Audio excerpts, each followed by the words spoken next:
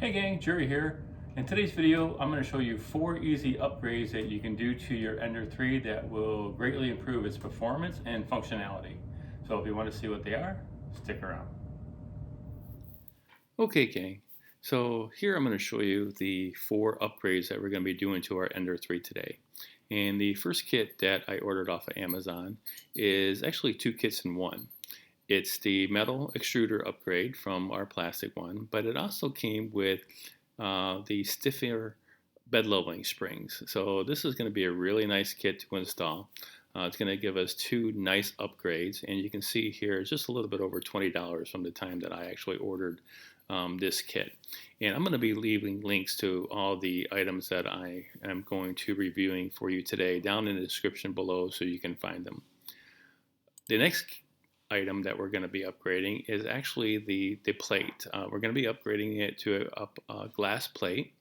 Now I have a CR10 version 2 at my job facility, and it came with actually this glass plate, and it works fabulously. When the bed is hot, the part sticks very well, and when it cools down, it just lifts right off with no effort at all. So this is going to be a really nice upgrade. And the last one's a real easy one. We're just going to actually be installing the Micro SD adapter to SD card. So we don't have to fumble around with the Micro SD card anymore. We can just take the SD card from our laptop straight to our printer and upload our program to go ahead with our print. So yeah, these are the 4 upgrades that we're going to be doing to our printer today. And like I said, I'll be leaving links to all these down below in the description. So let's get started with installing our metal extruder. So here's all our components laid out.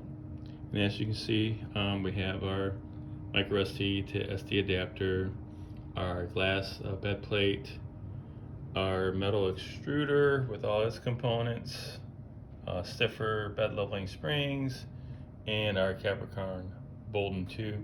Now this kit doesn't come with any instructions. The only thing it comes with is an exploded view of the component. It kind of shows where all the components goes.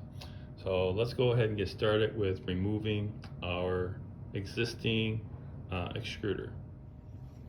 Okay, so the first thing we're going to do is to press our coupler here and remove our Bolden tube. Very simple. Let's go ahead and remove this screw for our spring tension for our arm.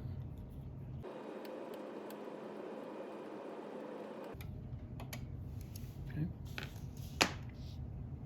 Next we can remove our spring.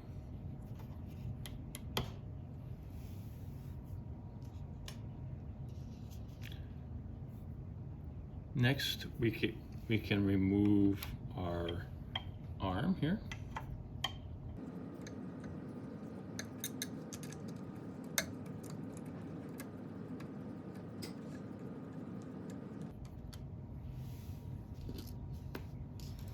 And now there's 3 screws left.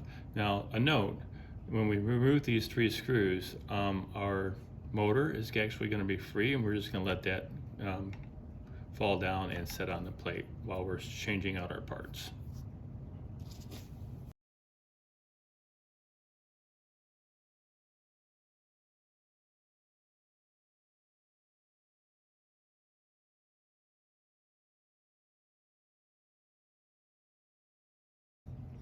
And our last screw, which is a countersink screw, but like I said, support your motor. The motor is actually sandwiched between this plate and a plate on your printer. We'll just set that there, and now we can remove the whole assembly. Now let's go ahead and do some pre-assembly of our components. We're going to take our little button screw here, one of the short ones, and actually screw it into our arm right here. And this is not going to screw in all the way. It's actually going to stop. And this is going to be the support for the spring on the arm. Just snug it up, that's all you need to do. And for the extruder plate, we can install our coupler. Go ahead and screw that in. We'll take our wrench and we'll tighten this up.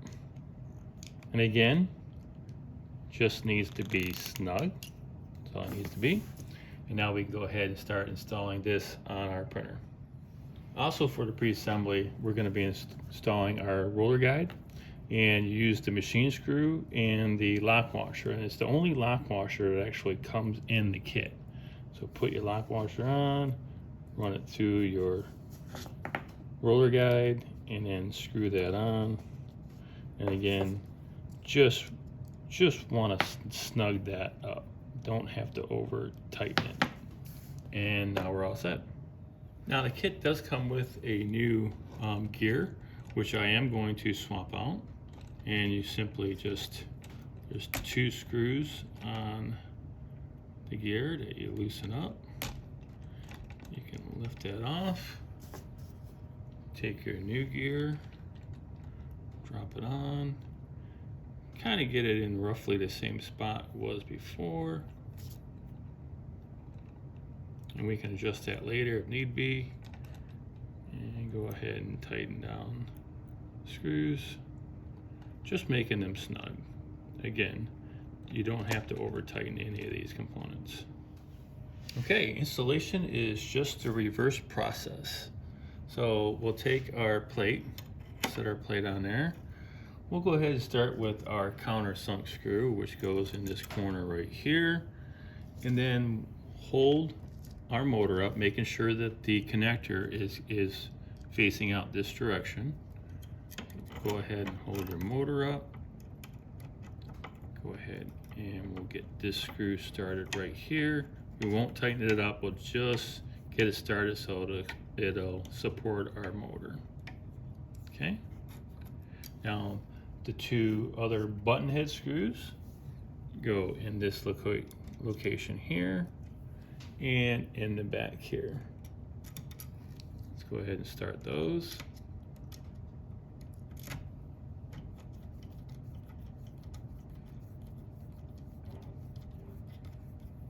Okay.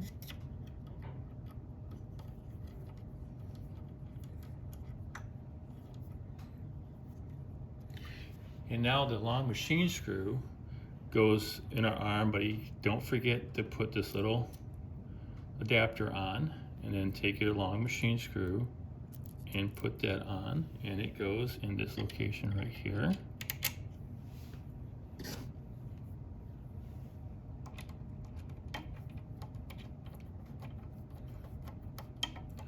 I'm just gonna get it started.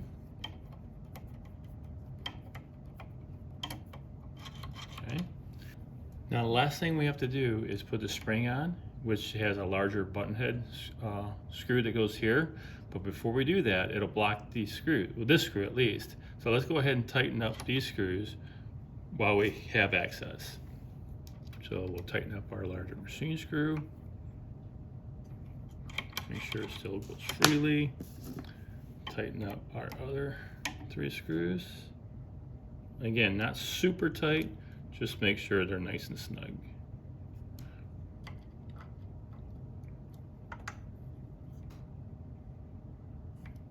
Take our spring, make sure you have this little adapter in place, put over the head of this button screw here, and press it into place, slide it over, and take our last larger button head screw, put it through, take our Allen,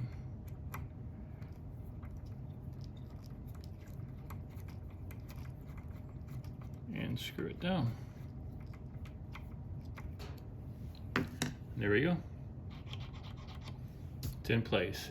Now, last thing is check your gear and make sure that you have, when you run your filament in, that your filament is running into the middle of the gear.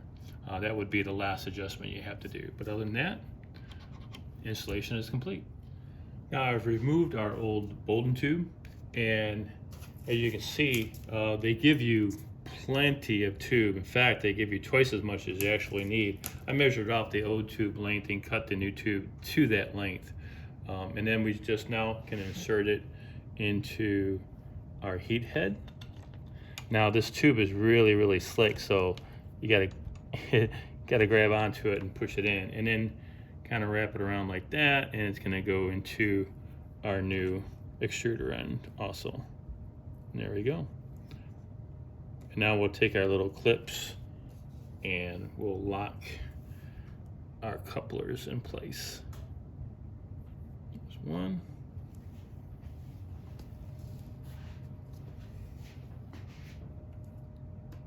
And there's the other. Cool. I have some small little zip ties here. We'll actually zip tie our harness back like it was before.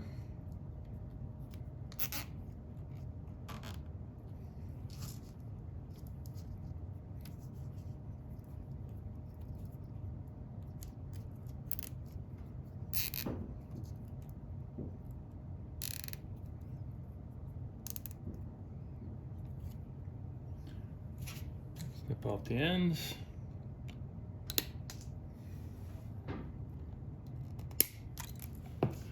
And our extruder is all set.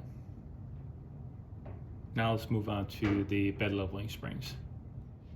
Okay, so for the bed leveling springs, you don't actually have to take your bed all the way off. You can just take your top plate off so you can actually just hold the screws with your finger and actually just remove the tightening screw with your hand. Slide the screw up, take the spring, just slide the spring out. You can see the difference of the springs. Take a new spring, kind of set it in place, hold it, run your screw through all the way, and then take your tightening screw or adjustment screw and put it on. That's simple.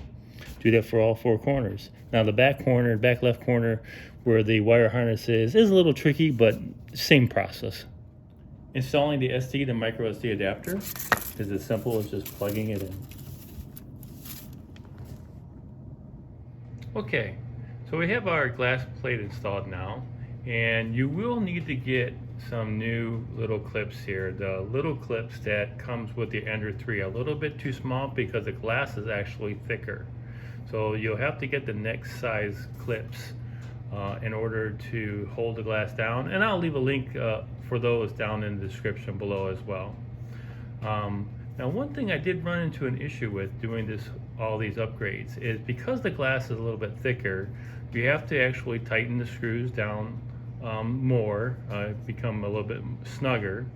And I had all three corners okay, but this corner over here, for some reason with the new springs, I could not get this corner low enough to do the bed leveling. I had to actually take the original spring and put it back in this corner in order to get the bed leveling set. So if you're going to also do the glass upgrade, I would recommend not using the new taller and heavier springs. You'll be just fine with the stock springs that your Ender 3 came with.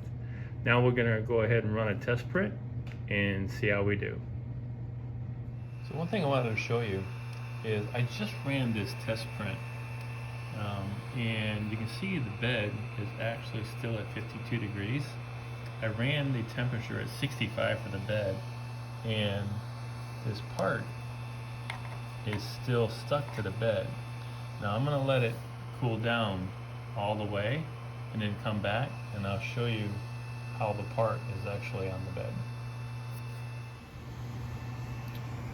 Okay, you can see now the bed's down to 22 degrees, which is pretty close to ambient temperature. Now it's at 19, but it does have a fan going on it. So let's see what our part is like. Let's see if it'll move. Still a little solid, but as you can see, it did pop right off. It's actually on there pretty good still. And that's no glue sticks, no tape, no anything. So it sticks on there really, really well with this glass. Okay gang, well that's it for this one. I hope I was able to show you some really good upgrades for your Ender 3 that are really practical and functional. If you're new to my channel, please subscribe, really helps me out. As of today, the making of this video, we had 1,792 subscribers. If you're already a subscriber, thank you very much. I really appreciate this support. And click that thumbs up button. It really gives the video traction. And don't forget to click on the bell when you never miss a new upload. Here's a couple of different videos of mine that you can check out. And remember, gang, if you put your mind to it, you can do anything. All right, guys, take care. See ya.